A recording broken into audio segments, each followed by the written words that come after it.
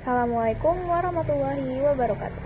Halo semuanya, perkenalkan nama saya Naila Alivia Yulistin dengan NIM 12512900025 dari kelas 2A Prodi Komunikasi dan Penyiaran Islam, Fakultas Dakwah dan Ilmu Komunikasi.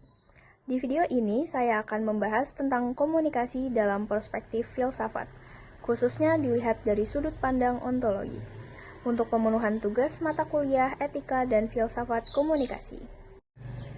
Jika biasanya kita memahami komunikasi hanya sebagai proses berbicara atau bertukar pesan, di sini kita akan melihatnya secara lebih dalam, yaitu sebagai sesuatu yang melekat dalam kehidupan manusia itu sendiri. Topik ini penting untuk dibahas karena tanpa kita sadari, hampir seluruh aktivitas manusia selalu melibatkan komunikasi. Mulai dari hal sederhana seperti berbicara, sampai hal yang lebih kompleks seperti membangun hubungan, menyampaikan ide, bahkan membentuk cara kita memahami dunia. Nah, dari sinilah muncul pertanyaan yang menjadi dasar pembahasan kita. Sebenarnya, apa hakikat komunikasi dalam kehidupan manusia?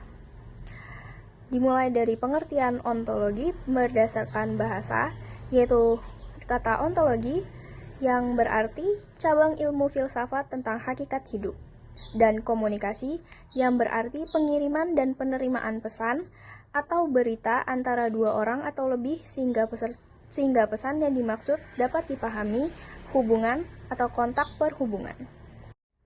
Secara umum, ontologi merupakan cabang filsafat yang membahas tentang apa yang ada atau realitas. Dalam konteks ilmu, ontologi digunakan untuk menentukan apa yang menjadi objek kajian suatu ilmu, serta bagaimana kita memahami hakikat dari objek tersebut. Seperti yang disebutkan dalam salah satu sumber, ontologi itu menetapkan batas atau ruang lingkup dari sesuatu yang dikaji, termasuk bagaimana kita menafsirkan hakikat dari objek formal suatu ilmu. Artinya, ontologi membantu kita menjawab pertanyaan dasar, seperti apa sebenarnya yang dipelajari dalam ilmu ini. Kalau kita tarik ke ilmu komunikasi, maka secara ontologis, ilmu komunikasi membahas tentang apa saja yang ada dalam proses komunikasi. Berdasarkan referensi, hal ini mencakup pesan, makna, simbol, media, serta aktor komunikasi atau komunikator dan komunikan. Menariknya, komunikasi tidak berdiri sendiri sebagai sesuatu yang netral.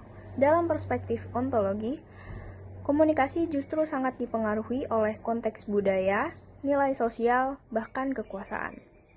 Jadi, komunikasi bukan hanya soal menyampaikan pesan, tetapi juga tentang bagaimana realitas sosial dibentuk dan dimaknai melalui komunikasi. Selanjutnya, kalau kita bicara tentang hakikat komunikasi, secara etimologis, komunikasi berasal dari bahasa Latin communicatio yang berarti kesamaan makna. Artinya, komunikasi terjadi ketika pesan yang disampaikan dan diterima memiliki makna yang sama. Selain itu, komunikasi juga bisa dipahami sebagai proses ekspresi antar manusia, penyampaian pikiran atau perasaan, dan menggunakan bahasa sebagai alat utama. Dalam proses ini, yang menyampaikan komunikasi disebut komunikator dan yang menerima disebut komunikan. Dan yang paling penting, inti dari komunikasi adalah pesan. Kalau kita lihat lebih dalam lagi, dari sudut pandang ontologi, komunikasi bukan sekadar proses teknis kirim pesan, tetapi juga proses membangun makna, proses interaksi sosial, bahkan proses pembentukan realitas. Contohnya, dalam teori seperti Mute Group Theory, dijelaskan bahwa tidak semua kelompok punya kesempatan yang sama untuk menyampaikan makna. Artinya, komunikasi juga berkaitan dengan siapa yang bisa berbicara, siapa yang didengar, dan siapa yang dibungkam. Di bagian kedua ini, kita akan mulai masuk lebih dalam untuk memahami apa sebenarnya yang dimaksud dengan komunikasi, khususnya dari sudut pandang para ahli dan kaitannya dengan filsafat komunikasi. Mengapa ini penting? Karena sebelum kita membahas ontologi komunikasi atau hakikat keberadaannya, kita harus tahu dulu komunikasi itu sendiri didefinisikan sebagai apa. Kalau kita mulai dari akar katanya, menurut William E. Gordon dalam Mulyana 2001, istilah komunikasi berasal dari bahasa Latin communis, yang berarti sama. Makna sama di sini bukan sekadar sama kata, tapi juga sama pemahaman. Artinya, komunikasi baru benar-benar terjadi jika apa yang dimaksud oleh pengirim pesan bisa dipahami dengan makna yang sama oleh penerima. Dari sini, kita bisa melihat bahwa inti komunikasi sebenarnya bukan pada berbicara, tetapi pada tercapainya kesamaan makna. Selanjutnya, Carl E. Hovland memberikan perspektif yang sedikit berbeda. Ia mendefinisikan komunikasi sebagai proses di mana seseorang menyampaikan stimulus untuk mengubah perilaku orang lain. Kalau kita perhatikan, definisi ini menekankan bahwa komunikasi itu punya tujuan, dan tujuan itu seringkali adalah mempengaruhi. Jadi, komunikasi bukan hanya soal menyampaikan informasi, tetapi juga bagaimana pesan itu bisa berdampak pada sikap atau tindakan orang lain. Namun, Hovland juga menegaskan bahwa komunikasi hanya efektif jika terjadi kesamaan makna antara komunikator dan komunikan. Kemudian, menurut John B. Hoban, komunikasi adalah pertukaran pikiran atau ide secara verbal. Di sini terlihat bahwa komunikasi tidak bersifat satu arah, tetapi melibatkan interaksi timbal balik. Artinya, komunikasi bukan hanya mengirim pesan, tetapi juga menerima, menafsirkan, dan merespon. Dengan kata lain, komunikasi adalah proses dinamis, bukan aktivitas pasif. Berbeda lagi dengan David K. Berlo, yang melihat komunikasi dalam konteks yang lebih luas, yaitu sebagai bagian dari kehidupan sosial. Menurut Berlo, komunikasi adalah instrumen interaksi sosial yang memungkinkan manusia untuk memahami orang lain, memprediksi perilaku orang lain, bahkan memahami dirinya sendiri. Dan pada akhirnya, komunikasi berperan dalam menciptakan keseimbangan dalam masyarakat. Dari sini, kita bisa melihat bahwa komunikasi bukan hanya aktivitas individu, tetapi juga fondasi kehidupan sosial. Kalau kita masuk ke ranah filsafat komunikasi, pembahasannya menjadi lebih dalam. Menurut Craig, pada tahun 1999, kajian filsafat komunikasi bertujuan untuk memahami prinsip dasar komunikasi, mengkaji asumsi di balik teori komunikasi, serta memberikan landasan etis dalam praktik komunikasi. Artinya, filsafat tidak hanya menjelaskan apa itu komunikasi, tapi juga bagaimana seharusnya komunikasi dilakukan. Lalu, Jürgen Habermas pada tahun 1984 memberikan pandangan yang lebih kritis. Ia menyatakan bahwa komunikasi melibatkan kritik rasional terhadap struktur komunikasi manusia, termasuk bagaimana makna diciptakan, bagaimana makna dipertukarkan, dan bagaimana makna dipengaruhi oleh konteks sosial dan budaya. Habermas juga menekankan pentingnya komunikasi yang ideal, yaitu komunikasi yang bertujuan mencapai pemahaman bersama, bukan sekadar menang dalam suatu argumen. Jadi, dari penjelasan sebelumnya, apa sebenarnya pola umum dari semua definisi ini? Kalau kita tarik benang merah dari semua pendapat tadi, sebenarnya ada satu pola yang sama, yaitu semua ahli sepakat bahwa komunikasi itu merupakan proses, melibatkan pertukaran pesan atau ide, menggunakan simbol terutama bahasa, bertujuan mencapai kesamaan makna, dan seringkali memiliki efek atau pengaruh. Selain itu, dalam konteks yang lebih luas, komunikasi juga selalu terjadi dalam lingkungan sosial dan budaya. Jadi, dari berbagai definisi tersebut, kita bisa menyimpulkan bahwa komunikasi bukan sekadar aktivitas berbicara atau menyampaikan pesan. Lebih dari itu, komunikasi adalah proses fundamental dalam kehidupan manusia yang memungkinkan manusia untuk memahami satu sama lain, membentuk hubungan sosial, serta membangun realitas bersama. Dalam konteks ontologi komunikasi, hal ini menunjukkan bahwa komunikasi bukan hanya alat, tetapi juga bagian dari hakikat keberadaan manusia itu sendiri. Artinya, manusia tidak bisa dipisahkan dari komunikasi, karena melalui komunikasilah manusia dapat membentuk makna, realitas, dan identitasnya. Jadi, memahami definisi komunikasi dari para ahli ini menjadi langkah awal untuk masuk ke pembahasan ontologi komunikasi yang lebih dalam. Di bagian selanjutnya, kita akan membahas apa pentingnya komunikasi dalam kajian ontologi.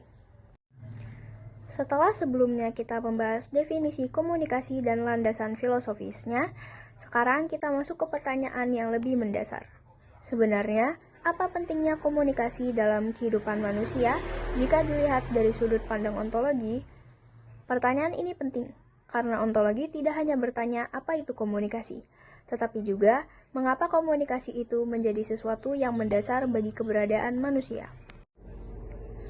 Kalau kita melihat dari sudut pandang yang paling dasar, komunikasi itu bukan sekadar aktivitas tambahan, tetapi kebutuhan manusia itu sendiri.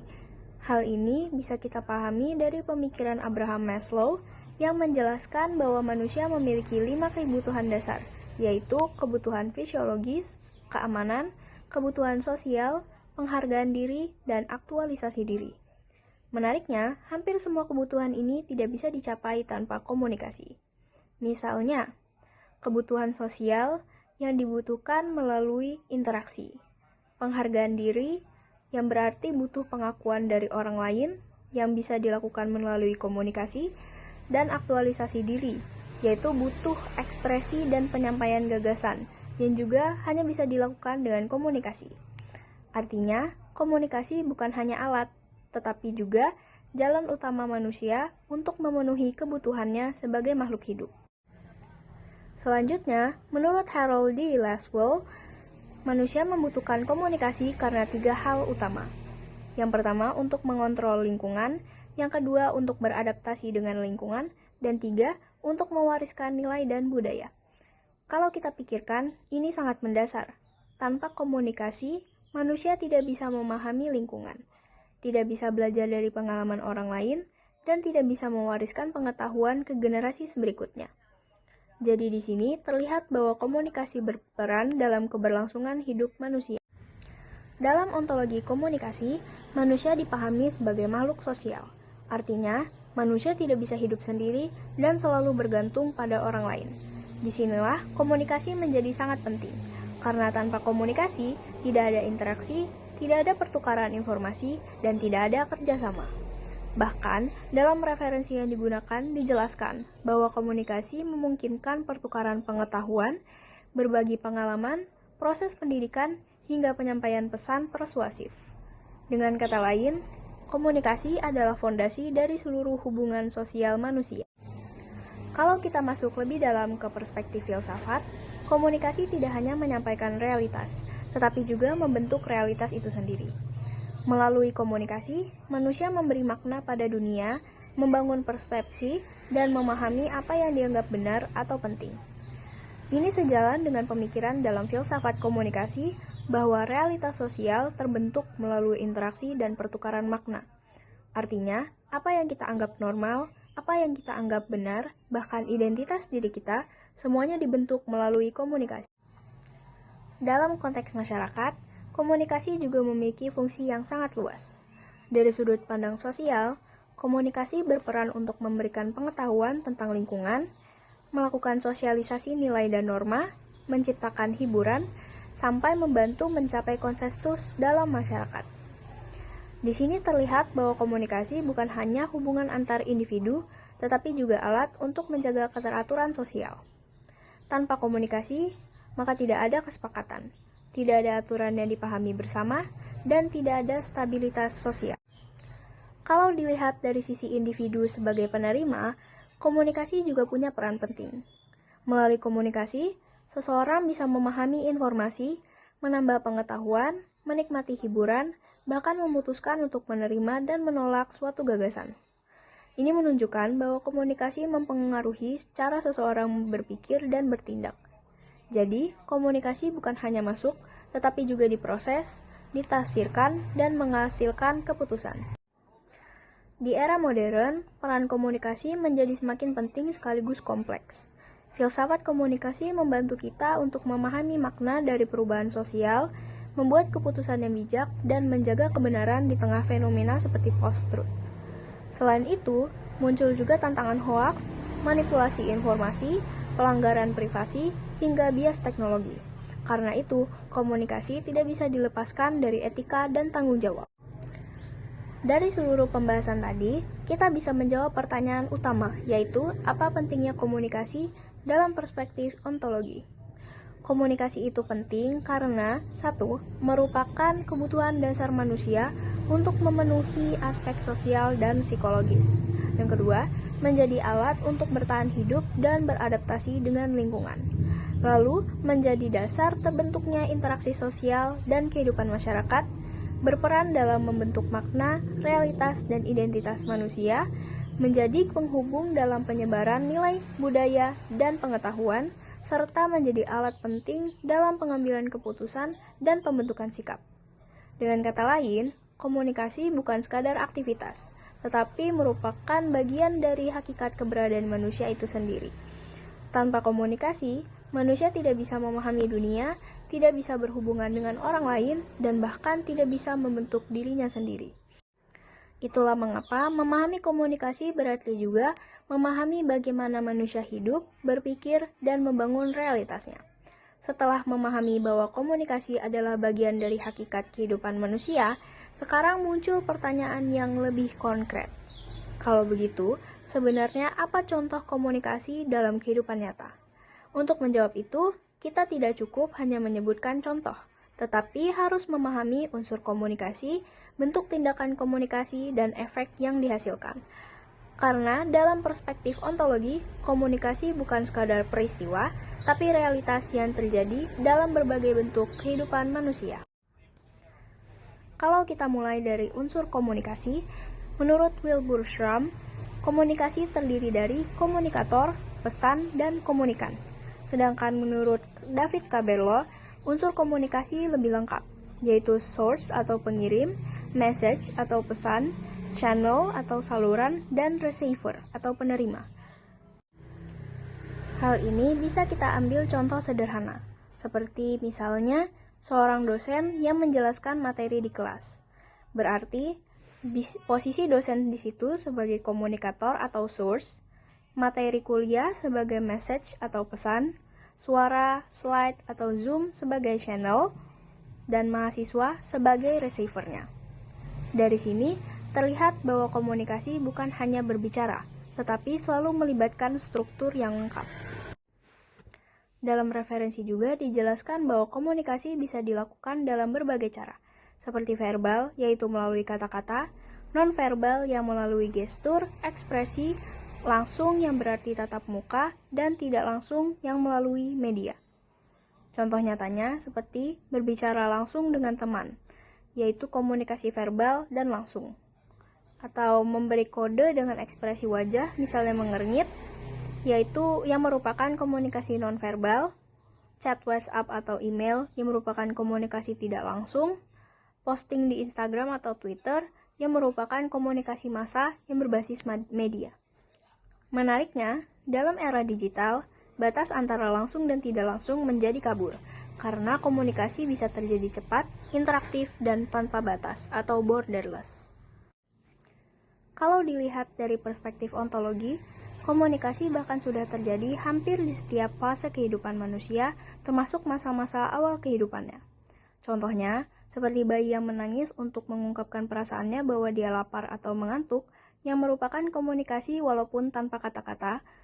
Lalu anak yang belajar berbicara sebagai bentuk komunikasi berupa mulai membentuk makna melalui simbol. Remaja yang berdiskusi dengan teman adalah bentuk komunikasi berupa pertukaran ide dan identitas.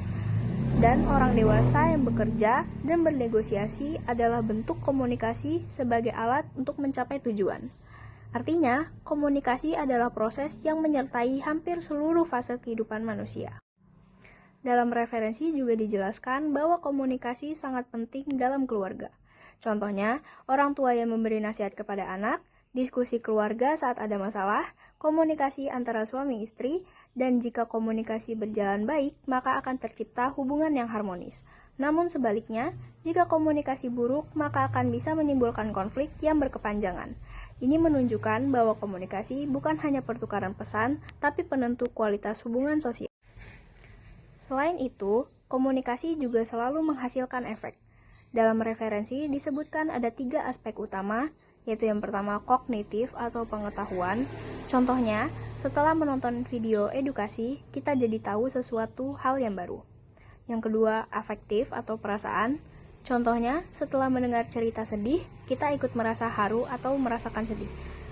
Yang ketiga, psikomotor atau tindakan. Contoh, setelah melihat iklan, kita jadi ingin membeli produk. Dari sini, terlihat bahwa komunikasi tidak berhenti di pesan, tetapi berlanjut ke pikiran, perasaan, dan tindakan. Dalam referensi juga disebutkan, menurut Habermas, komunikasi ideal harus rasional dan bertanggung jawab. Tetapi dalam realitas modern, muncul masalah seperti hoaks, manipulasi informasi, dan pelanggaran privasi. Contoh nyatanya seperti berita palsu di media sosial dan framing informasi untuk kepentingan tertentu. Karena itu, komunikasi tidak bisa dilepaskan dari etika dan tanggung jawab moral.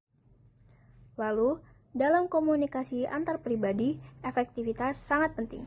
Menurut Kumar, komunikasi efektif memiliki ciri keterbukaan, empati, dukungan, sikap positif, dan kesetaraan. Contohnya, saat dua teman berdiskusi, maka mereka akan saling mendengarkan yang dapat menghasilkan empati, tidak menghakimi akan menghasilkan sikap positif, menghargai pendapat yang akan menghasilkan kesetaraan. Hasilnya, komunikasi menjadi efektif dan tidak menimbulkan konflik. Dari seluruh pembahasan tadi, kita bisa menjawab bahwa contoh komunikasi itu sangat luas dan ada di setiap aspek kehidupan manusia. Mulai dari interaksi yang sederhana seperti berbicara, menangis, atau memberi isyarat, interaksi sosial seperti komunikasi dalam keluarga, sekolah, dan masyarakat, komunikasi melalui media seperti chat, media sosial, email, dan berita, lalu dari seluruh pembahasan tadi, kita bisa menjawab bahwa contoh komunikasi itu sangat luas dan ada di setiap aspek kehidupan manusia, mulai dari interaksi sederhana seperti berbicara, menangis, atau memberi isyarat, interaksi sosial seperti komunikasi dalam keluarga, sekolah, dan masyarakat, komunikasi melalui media seperti chat, media sosial, email, dan berita, komunikasi yang menghasilkan efek yang mempengaruhi pengetahuan, perasaan, dan tindakan, lalu komunikasi dalam konteks etika seperti penggunaan informasi yang benar dan bertanggung jawab. Dengan kata lain, segala bentuk pertukaran makna antar manusia adalah contoh komunikasi. Dari sini, kita bisa memahami bahwa perspektif ontologi, komunikasi bukan hanya sesuatu yang dilakukan manusia, tetapi sesuatu yang selalu ada dalam keberadaan manusia itu sendiri. Karena selama manusia hidup, ia berpikir, ia berinteraksi, dan ia memberi makna. Dan semua itu terjadi melalui komunikasi. Dari seluruh pembahasan yang sudah kita bahas, saya melihat bahwa komunikasi ternyata bukan sekadar alat untuk menyampaikan pesan. Lebih dari itu, komunikasi adalah sesuatu yang benar-benar menjadi bagian dari keberadaan manusia itu sendiri. Melalui komunikasi, manusia tidak hanya bertukar informasi, tetapi juga membangun hubungan, membentuk cara berpikir, dan memberi makna terhadap apa yang ia alami. Bahkan tanpa komunikasi, manusia mungkin tidak bisa memahami dirinya sendiri maupun orang lain. Jadi, kalau disimpulkan secara sederhana, komunikasi itu bukan hanya sesuatu yang kita lakukan, tetapi sesuatu juga yang mendefinisikan bagaimana kita hidup sebagai manusia. Dan disitulah letak pentingnya komunikasi dalam perspektif ontologi, karena manusia tidak bisa dipisahkan dari cara manusia ada, berpikir, dan berinteraksi di dunia ini. Sekian materi yang dapat saya sampaikan. Mohon maaf jika ada kesalahan kata atau kalimat. Kepada Allah saya mohon ampun. Terima kasih. Wassalamualaikum warahmatullahi wabarakatuh.